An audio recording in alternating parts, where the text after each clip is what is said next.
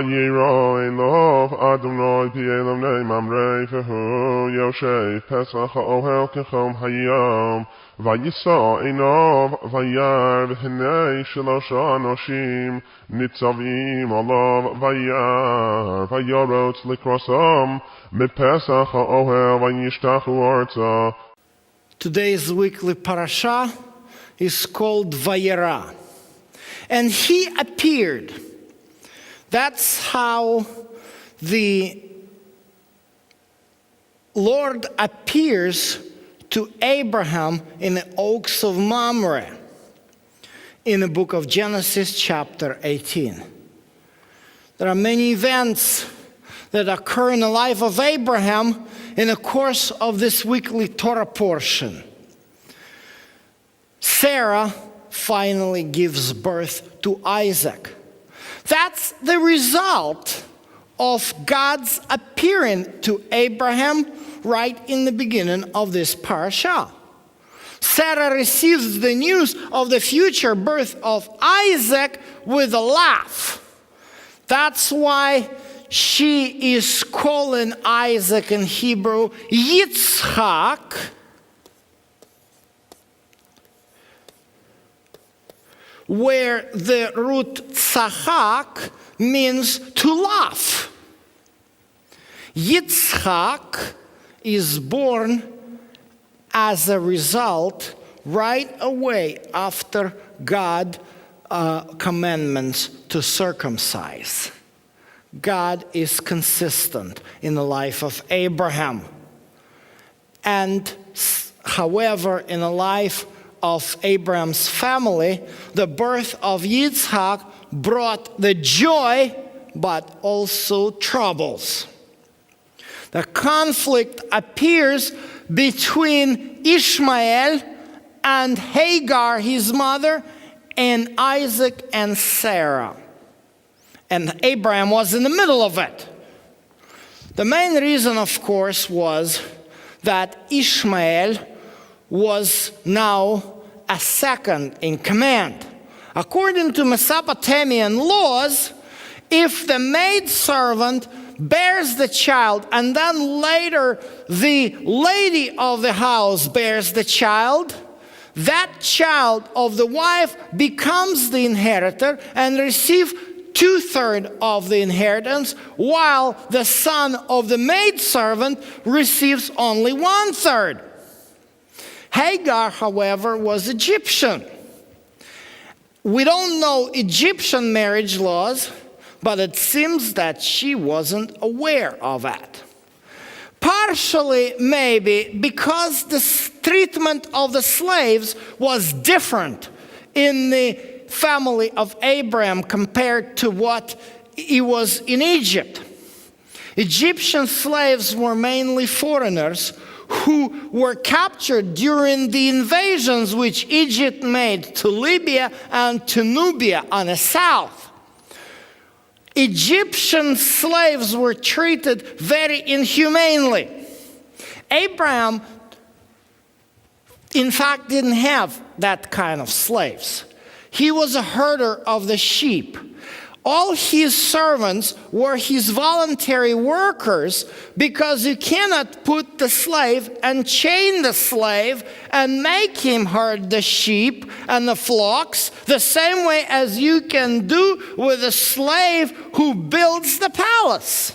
This is why the treatment was different, and that's probably what spurred Hagar's attitude, because she wasn't treated on the one hand, she wasn't treated as inhumanly as a slave, but on the other hand, when Sarah used her as a surrogate mother, Hagar, in fact, was treated as a thing. And that's what created a conflict. On the one hand, Hagar felt much better than in Egyptian slavery, but on the other hand, she wasn't a wife. This is why God didn't like that occasion of Abraham sleeping with Hagar, even though God did not bring a specific command banning the polygamy, the consequences seem to be very obvious, and a nasty separation has taken place. Unfortunately, Abraham did not follow the right procedures, and out of his estate, he gave to Ishmael and Hagar only the pitcher of water and the bread. He could do a little better. His estate, according to Albright's research, could be equal to about $10 billion. I'm sure that $1 billion would be even more than enough to sustain the family, but Abraham didn't follow that rule, and it ended up not so good. Chapter 20 reveals another weakness with Abraham. In chapter 20 and 21, especially at the end of this ordeal with the separation of Ishmael and Hagar, Abraham again moves into the foreign territory. Particularly, he lives in the land of Philistines with Abimelech. The Philistine is not particularly a proper noun. It's a generic term, which is in Hebrew, the word plishtim means a conquerors.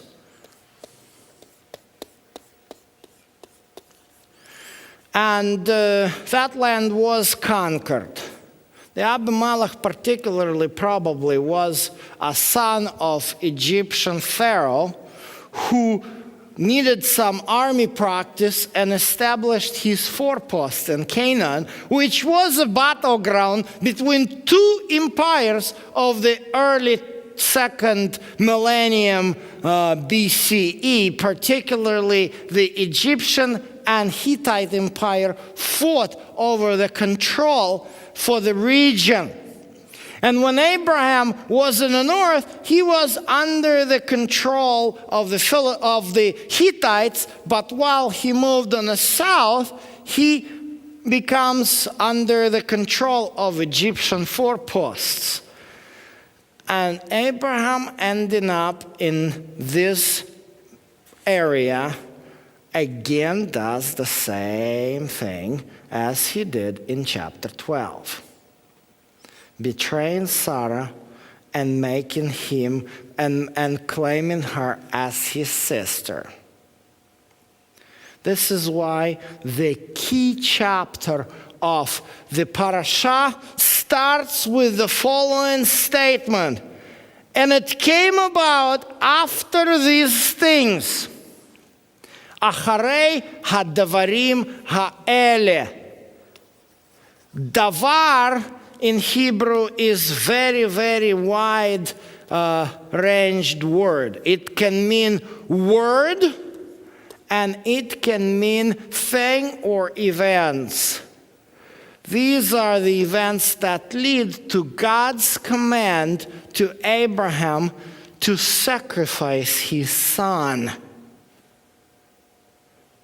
Take now your son, your only son, whom you love, Isaac, and go yourself to the land of Moriah and offer him there as a burnt offering on one of the mountains of which I tell you. Go yourself, lech lecha. The same word, the same combination of verb and pronoun appears again. Lech lecha said to Abraham, God, when he told him to move to the Canaan and promised a blessing. Lech lecha says to Abraham, God, when he wants to take back the blessing which he finally gave to Abraham. For Abraham, it was over. Ishmael is too far away. The divorce and separation has happened. And the prospect of 110-year-old Sarah to be pregnant is very, very dim. That is over. That is no future. God promised Abraham to have his posterity as the sands around the sea and as the stars on the sky. Of course, Abraham waited for his first posterity for 25 years. He realized that he won't see that many of his descendants, but he was confident that Isaac will carry out. Now Isaac is gone. That's the end of the story. That's the end of the covenant. Lech lecha. With these words, God promises the covenant. Lech lecha. With these words, God takes away the covenant. What shall Abraham do?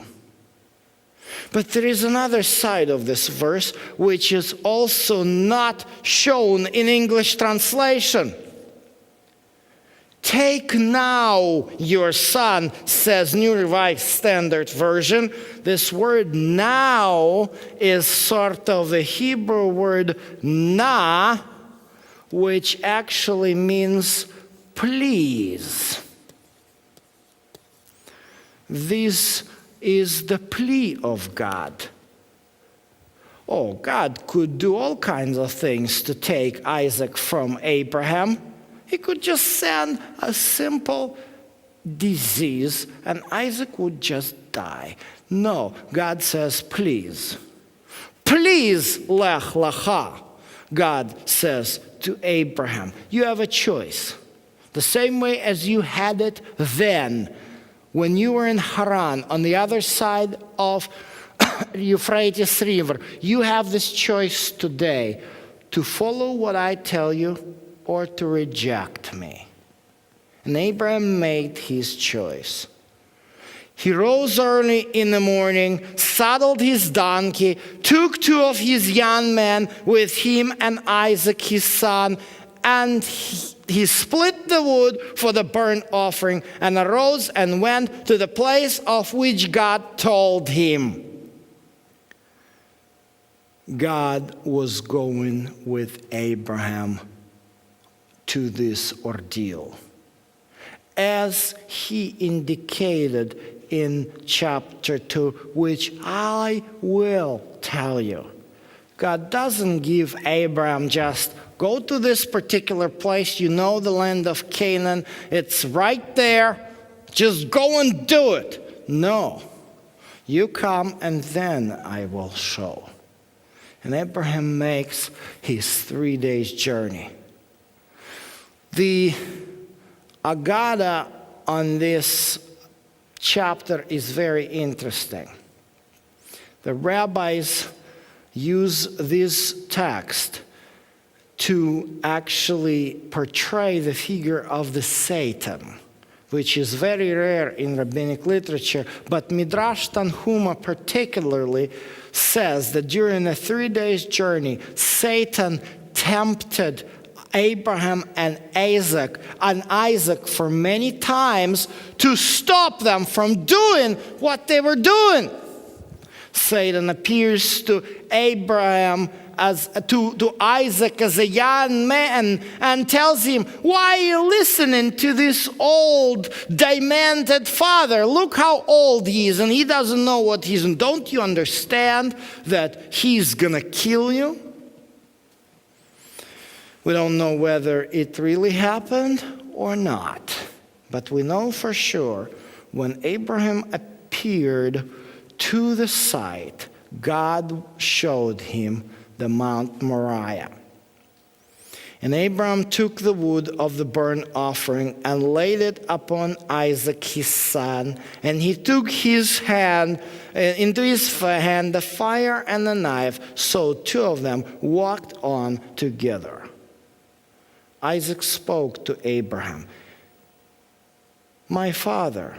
And he said, "Here I am, my son." And he said, "Behold, the fire and the wood, but where is the lamb for the burnt offering?" Abraham said, "God will provide for himself the lamb for the burnt offering, my son." This phrase is the key for Abraham's faith. Even though Abraham wasn't a perfect, sinless man, he had the trust and faith in God. He had a clear understanding that God will not do harm to him, no matter what he tells him to do. Even though God tells Abraham that I'm breaking the covenant, Abraham is confident with God that God will not harm him. And that is the real example which we take from the life of that magnificent patriarch. And they came to the place of which God told him, and Abraham built the altar there and arranged the wood and bound his son Isaac. This word bound is the key word of this chapter, which is in Hebrew tradition called akedah.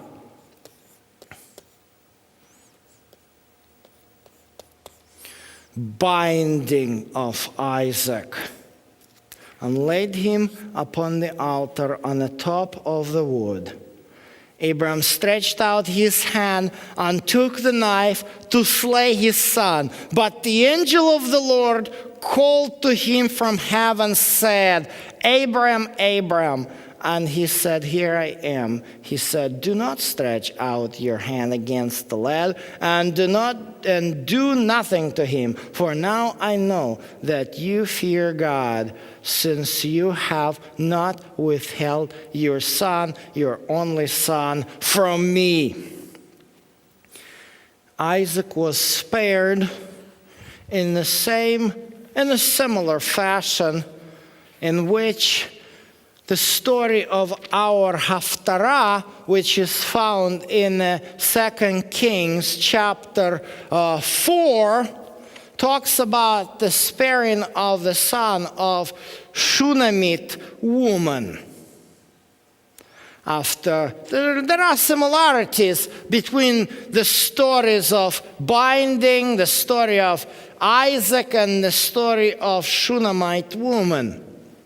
That's why rabbis put these parts together, this Haftarah and Parashah together. That woman had problem too. She was barren, and for many years she had no son. And after the son was born, after Elisha prayed, the woman lost him again. At the teenage years, the son died suddenly from some strange disease. Elisha comes and prays to God, and God raises up the son. The resurrection idea also is found as the root of Abraham's confidence in God. When Epistles of Hebrews, which is the part of our weekly reading for this week, particularly chapter 11, talks about the Abraham sacrificed, it says here, by faith Abraham, when he was tested, offered Isaac, and he who had received the promises was offering up his only begotten son. It was he to whom it was said, "In Isaac your descendants shall be called." He considered that God is able to raise people even from the dead, from which he also received him back as a type. Yes, as a type. That's where the similarities end. The Shunammite woman's son died and rose again, but Isaac hasn't died. God had different in mind for the fate of Isaac. And that's why the story ends not with the fact that angel cries out and tells Abraham to stop the sacrifice. For the rabbis, this is a problem. Many Agadic stories depict Abraham as being sort of angry at God. How come, God, you told me to do this and you stopped me? You abort the procedure right at when I was ready to do what you told me. Why did you do this to me? Well, of course it was a painful experience. But that painful experience had its purpose. It says here what Abraham did in verse 13 of chapter 22 of Genesis.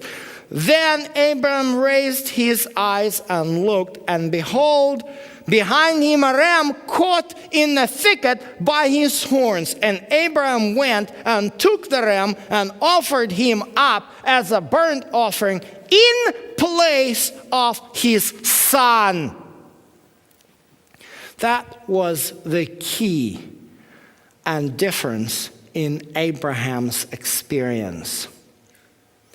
The story did not end with aborting the procedure of sacrifice of Isaac. The story ended with the sacrificing of ram in place of Isaac. The end of the chapter is clear. God says, "By myself I have sworn, declares the Lord, because you have done this thing and have not withheld his son, the only son. Indeed, I will greatly bless you, and I will greatly multiply your seed as the stars of heaven and as the sand which is on the seashore, and your seed shall possess the gate of their enemies." God repeats the promise in Lech Lecha chapter 12. Reiterates the blessing of the covenant and reinstates the covenant. But after what? Not immediately after aborting the procedure of sacrificing of Isaac, but after the sacrificing of the ram. This is the key. God wanted to teach Abraham a lesson which is pivotal in our understanding of salvation, a lesson of substitutionary sacrifice. Isaac was to be dead, to be slaughtered, but he survived because in his place. That exactly the phrase which is used in verse 13, that this ram was sacrificed tachat beno. Tachat literally means under his son. In other words, this ram was right place under the knife as a direct substitution. Tachat, not bimkom. Could be used bimkom in Hebrew in place. No, under his son. And that's what happens. Isaac survives because the ram dies. And the covenant is welded together through the death of the substitutionary sacrifice.